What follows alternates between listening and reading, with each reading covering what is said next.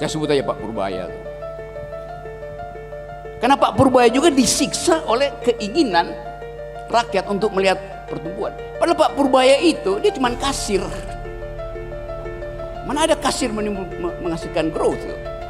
Yang bisa menimbulkan pertumbuhan adalah pasti banyak yang bertanya-tanya, kenapa Pak Rocky Gerung kami undang sebagai narasumber.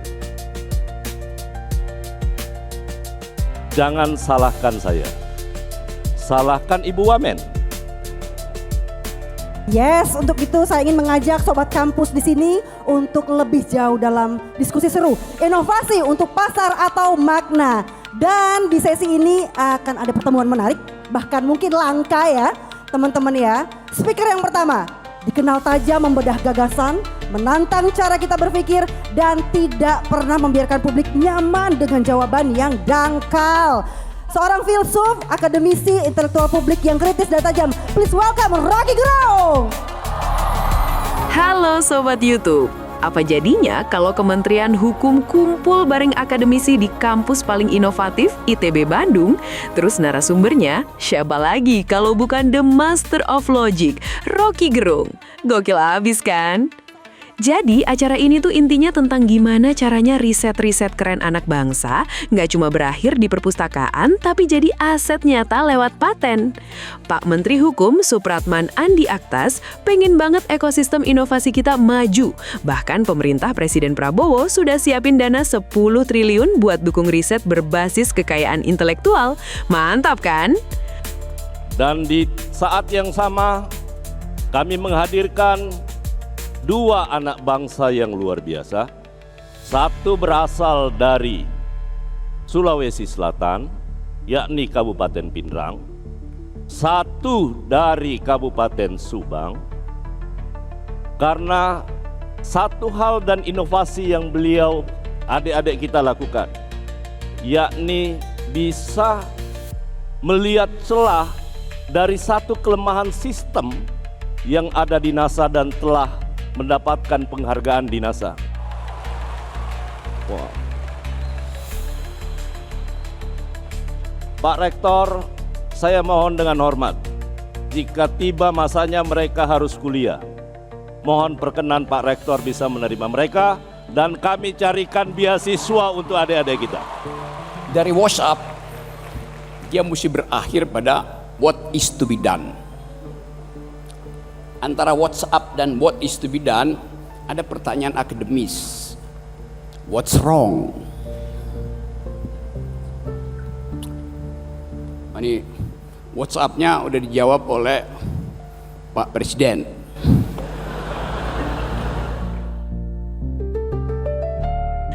Tapi bukan Rocky Gerung namanya kalau nggak kasih kritik pedas yang bikin mikir.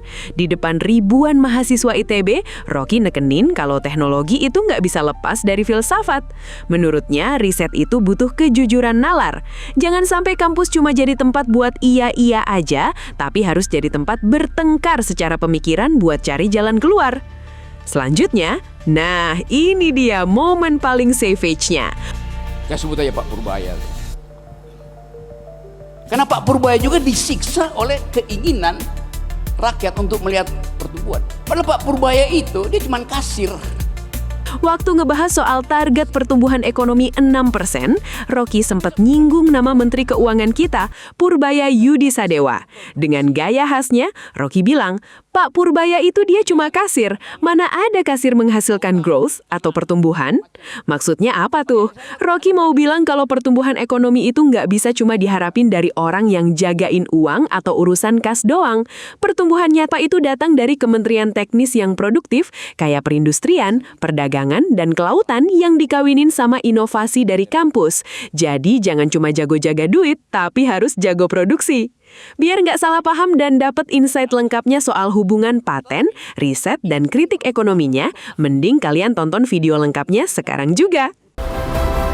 tadi Pak Menteri mention bahwa harapannya adalah sebenarnya Kementerian Hukum memang mengambil peran untuk memberikan perlindungan. Tapi kan outputnya adalah ini sampai ke industri, semua paten yang didaftarkan, mau itu paten sederhana, paten biasa, semua didaftarkan bisa sampai ke industri. Jadi jangan sampai para akademisi berada di sisi yang lain, sementara industri itu nggak pernah terkoneksi dengan mereka.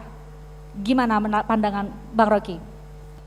Dari WhatsApp, dia mesti berakhir pada what is to be done. Antara WhatsApp dan what is to be done, ada pertanyaan akademis. What's wrong? Ini WhatsApp-nya udah dijawab oleh Pak Presiden. Akhirnya kita mesti calls out. Apapun mesti kita persoalkan, karena ini menyangkut sesuatu yang dihasilkan oleh pikiran. Ini sebanyak ini, kalau sebanyak ini yang hadir, gue mau nyalek aja di Bandung.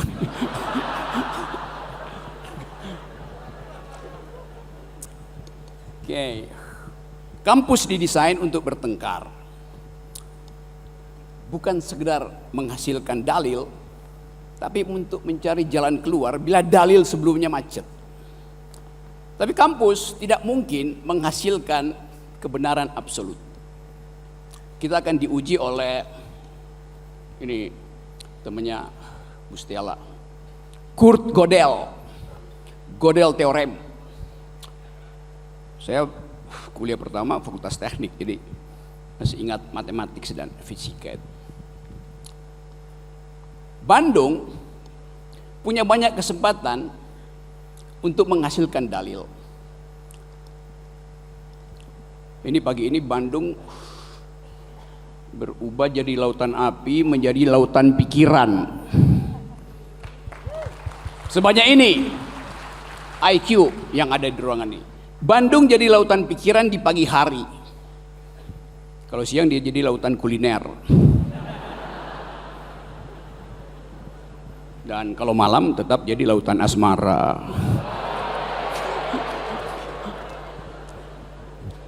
Sekarang saya pergi pada hal yang ingin kita bahas, yaitu bagaimana memungkinkan disertasi itu berubah menjadi paten, paten itu berubah menjadi produk. Line of thought-nya begitu. Pak Wakil Gubernur tadi menerangkan fungsi moral, fungsi etik di dalam universitas. Tapi riset tidak memerlukan etika. Riset tidak memerlukan moral. Kontroversi pasti. Riset hanya ditumbuhkan oleh kejujuran bernalar. Many times we must reason without knowing whether our facts are true, but we do want our reasoning to be correct. Filsafat hanya menuntun itu, bahwa tidak boleh ada defek di dalam penalaran.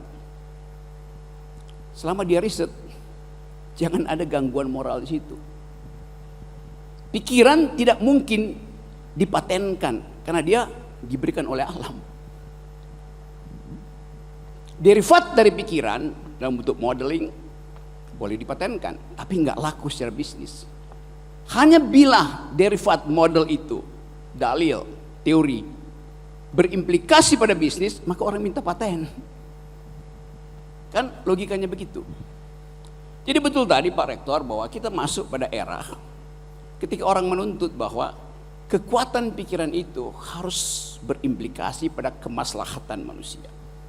Paten dimungkinkan supaya ada competitive advantage, supaya tidak ada curi-mencuri.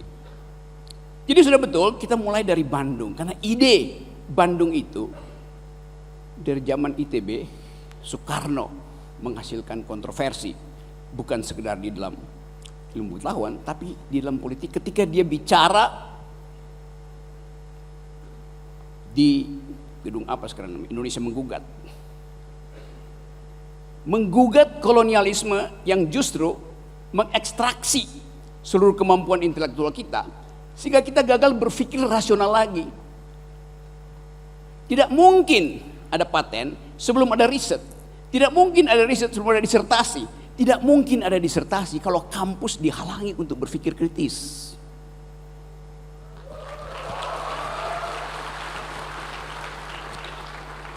Jadi kita mulai back to square one. Kampus didesain untuk mempertengkarkan pikiran. Pikiran hanya disebut pikiran kalau ada pikiran yang menentang, dialektika namanya tuh. Saya amati bahwa kampus sekarang hidup dalam feodalisme atau kripto-feodalisme. Stigma bahwa kampus akan mempersoalkan kekuasaan dilebih-lebihkan. Padahal kampus memang didesain untuk mempersoalkan kekuasaan, tapi dengan argumen, bukan dengan sentimen. Jadi dari awal kita ingin tuntun kesempatan hari ini untuk mulai mengaktifkan kembali pikiran. Yang tidak boleh diprotek cuma pikiran, karena pikiran diberikan oleh Allah Subhanahu wa taala. Terbagi sama di antara kita.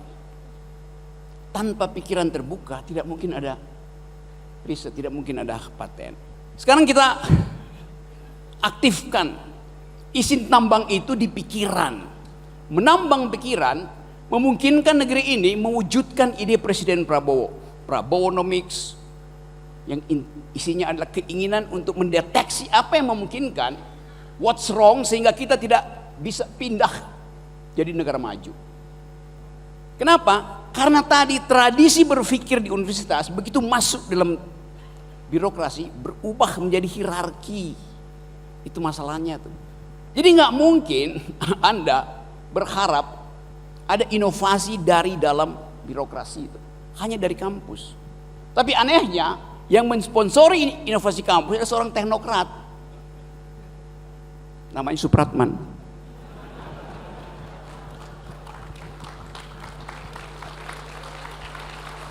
Pak Menteri melakukan sesuatu, apa namanya istilah, beyond the call of duty, melampaui tugasnya tuh. Karena kampus mandek untuk mengucapkan itu. Pertanyaannya sekarang, apakah ide kawan saya ini, Supratman, bisa dipatenkan? Nggak bisa. Karena setiap orang punya kesempatan untuk menghasilkan greget yang memungkinkan kita berkumpul di sini. Tapi sekali lagi, kita buka lebih jauh lagi. Apa sebetulnya sumber what's wrong kita sehingga gagal memahami what's up beliau dan terhalang untuk berpikir what is to be done itu. Jalur panjang birokrasi, termasuk birokrasi di kampus tuh, bertele-tele. Saya ingin pergunakan kesempatan ini untuk membawa kembali pikiran ke dalam percakapan akademis itu.